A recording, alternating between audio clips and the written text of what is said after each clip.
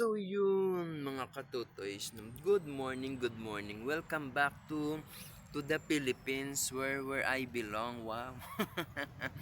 No, for today's video, no, nandito naman tayo sa sa Pilipinas, no. Kakauwi lang natin dito sa Pilipinas kasi nga no na meron tayong mga problema na dapat ayusin, no. Kaya back to reality naman muna tayo mga katutoys, no. Back to normal in life here in Philippines, no.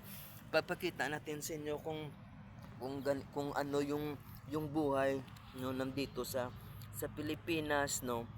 Kasi hindi naman naglalayo kung sa ibang nga lugar na kung saan pumunta. Kaya ito no, medyo kakain-kain ka sa gilid-gilid dito mararanasan mo yung hirap dito sa may Pilipinas kasi nga no, mahirap tayo dito. Kaya ginagawa natin ito dahil ito ay sinusubukan natin na kapag yung mga ganap dito sa may Pilipinas, no.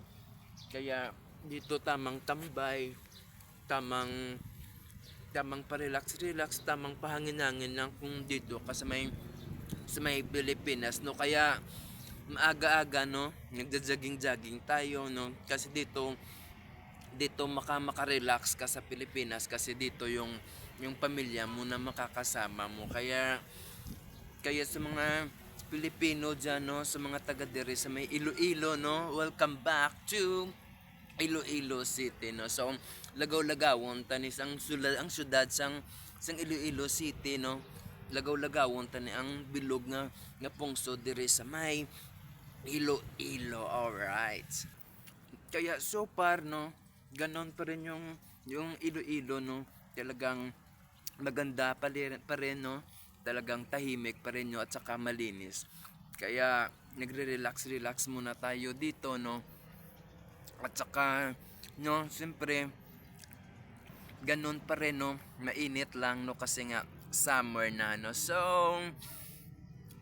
ilibot-libutin natin ito yung syudad sang Iloilo City mga katotoys, no. So kung bago ka pa lang sa channel ko, ha, don't forget to click the react button, then comment and share this video, no. Once again, ha, this is me, your Ars Totoy, no. So bye, please do follow me. Yes.